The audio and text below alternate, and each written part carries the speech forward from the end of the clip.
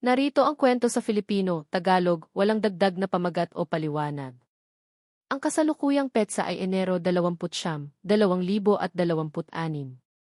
Kind black delivery man feed disabled woman every day not knowing she's a millionaire. Siya ay isang broken na delivery driver na araw-araw ay nirisk ang trabaho para pakainin ang isang disabled na babae na hindi makapagbuhat ng kutsara. Akala niya mahirap at mag-isa ito.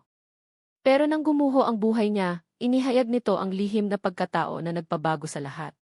Bago tayo magsimula, ipaalam mo sa comments kung anong oras na at taga saan ka nanonood. Simulan na natin. Tiningnan ni David ang cellphone niya. Basag ang screen pero malinaw ang timer.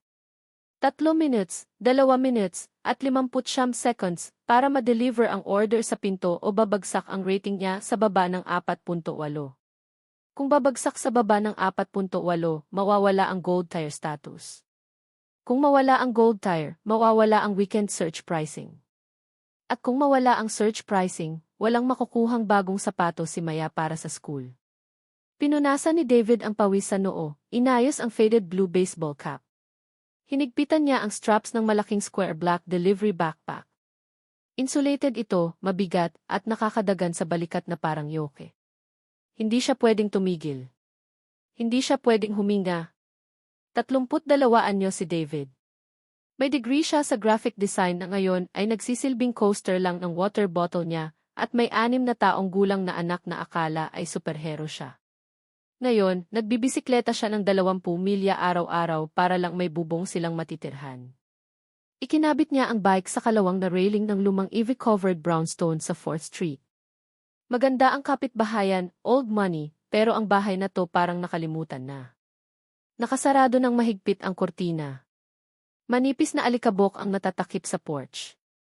Walang nagwawalis dito sa loob ng mga buwan. Tumakbo siya pataas sa hagdan, mabigat ang yabag ng sapatos, at tiningnan ang epi. Customer Elena instructions, door is unlocked. Please bring inside. I cannot walk. Nanghina si David. Mahigpit ang company policy. Huwag pumasok sa bahay ng customer. Liable ito. Mapanganib. Na-deactivate ang mga driver dahil sa mas maliit pa. Pero naalala niya ang lola niya. Naalala niya kung paano ito umupo sa bintana naghihintay lang ng mailman para makarinig ng tinig ng tao. Hello, tawag ni David habang itinutulak ang mabigat na oak door. Dito, sagot ng mahinang boses, malutong na parang tuyong dahon. Pumasok si David. Walang aircon. Amoy lumang papel, lavender at pagkakatigil ang bahay. Madilim, tanging ilaw mula sa hallway. Sa gitna ng sala, nakaharap sa bintanang may saradong blinds, nakaupo ang isang babae sa high-tech electric wheelchair. Puti siya, siguro late 40 na, pero dahil sa sakit ay malalim na ang mga linya sa mukha. Payat ang blonde hair, nakasandal sa headrest. Nandito na po ang soup ninyo, ma'am, mahinang sabi ni David habang lumalagpas sa stack ng lumang libro. Inilagay niya ang paper bag sa maalikabok na side table. Salamat, sabi ni Elena. Hindi siya lumingon. Hindi niya kaya. Pwede niyo bang buksan? Ang mga kamay ko hindi masyadong gumagana ngayon.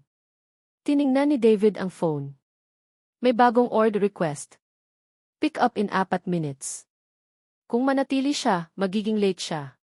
Kung late, parusahan siya ng algorithm. Tiningnan niya si Elena. Hindi siya tumitingin sa kanya. Nakatingin siya sa pader na may tahimik at nakakabagbag damdaming dignidad. Hindi siya humihingi ng awa. Gutom lang siya. Decline niya ang bagong order. Sige po, sabi niya. Binuksan niya ang container. Umakyat ang singaw, amoy manok at thyme. Inilagay niya ang plastic spoon sa kamay nito, sinubukang imold ang mga daliri sa paligid nito. Sandali itong nakahawak. Tapos may bigla ang spasm sa braso. Bumagsak ang kutsara sa sahig, tumalsik ang sabaw sa hardwood. Ipikit ni Elena ang mata. Isang luha ang tumulo, dumaan sa alikabok sa pisngi. Iwan mo na lang, bulong niya, nanginginig ang boses. Pakiusap, umalis ka na. Nahihiya siya. Gutom na gutom siya pero mas pipiliin niyang magutom kaysa makita na nabibigo. Hindi umalis si David. Hindi tiningnan ang relo. Lumuhod siya, kinuha ang kutsara, pinunasan ng malinis na napkin mula sa bag niya.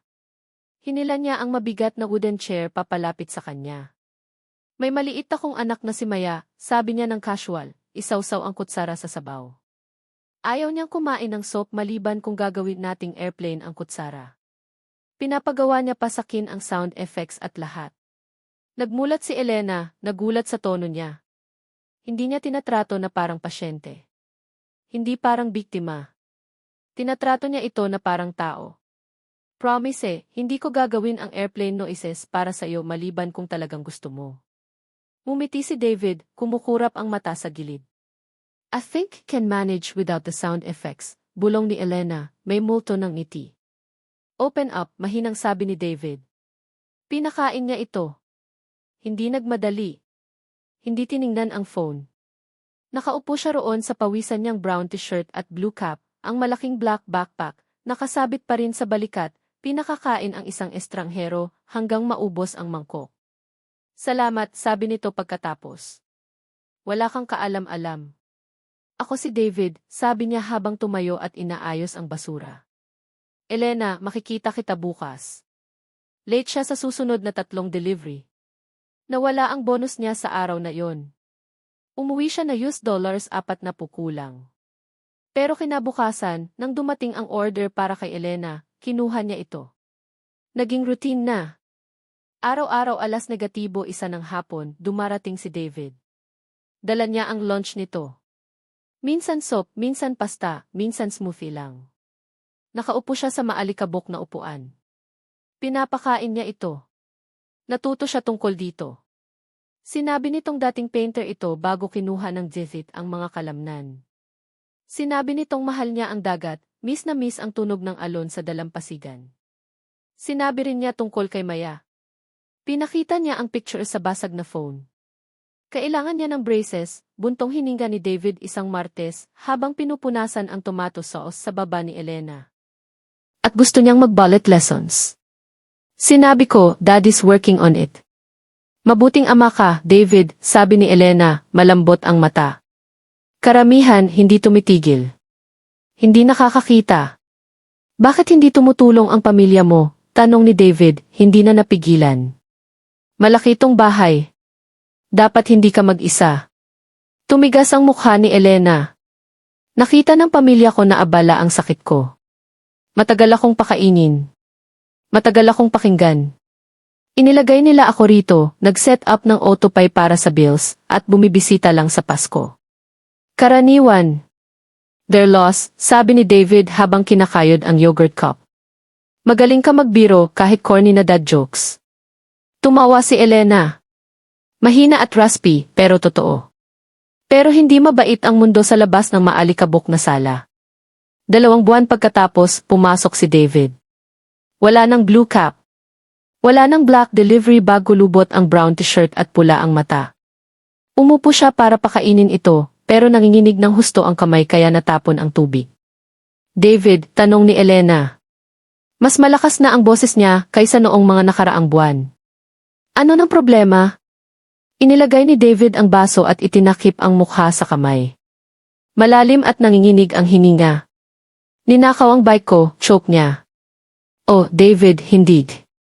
Pinark ko sa labas ng pharmacy. May asthma attack si Maya. Tumakbo lang ako para kunin ang inhaler. 3 minutes lang ako nawala. Paglabas ko, putol na ang chain. Tumingala siya, tumutulo ang luha. Electric bike yon. Binabayaran ko pa. Hindi ako makapag-deliver nang wala yon. Na-miss ko ang shift kaninang umaga kasi hindi ako makarating sa zone.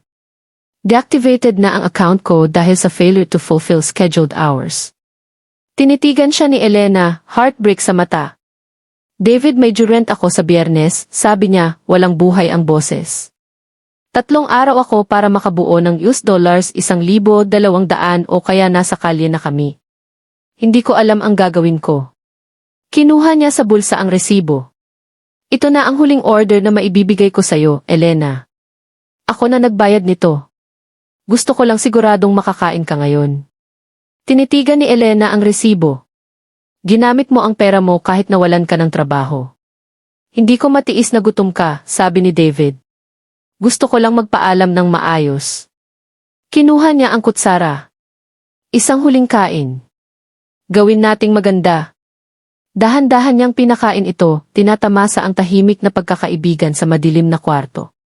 Pagkaubos ng mangkok, pinunasan niya ang mukha nito at tumayo.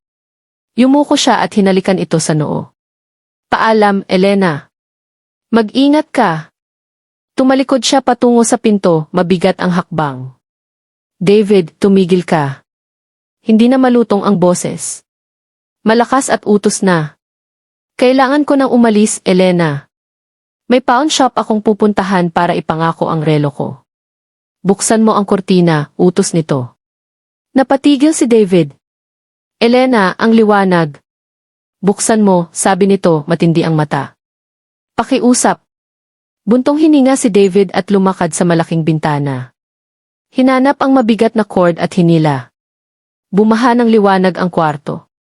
Napakurap si David sa biglaang liwanag tapos napahinga ng malakas. Hindi lang ordinaryong bahay ito. Penthouse ito ng historic Blackwood Manor. Nakaharap sa private gardens at sa likod niyon ang kumikinang na city skyline. Lumingon si David. Elena D. Ako si Elena Blackwood, sabi nito. Natigilan si David. Lahat kilala ang pangalang Blackwood. Blackwood Steel. Blackwood Tech. Pamilya iyon na halos nagtayo ng lungsod. Bilyonaryo sila. Hindi ko maintindihan, stammer ni David. Ang alikabok, ang pagkain. Pinatalsik ko ang staff ko 6 months ago, sabi ni Elena, umiiyak.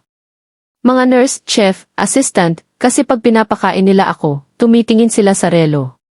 Trabaho lang ako sa kanila, pasanin. Tiningnan niya si David, ang lalaking nawala ng kabuhayan pero ginastos pa rin ang huling pera para sa soup niya. Nag-order ako ng pagkain para makita kung may titigil man lang. Daan-daang tao ang nag-drop ng bag at tumakbo. Ikaw lang ang pumasok. Ikaw lang ang nakakita sa akin. Tumango ito patungo sa side table.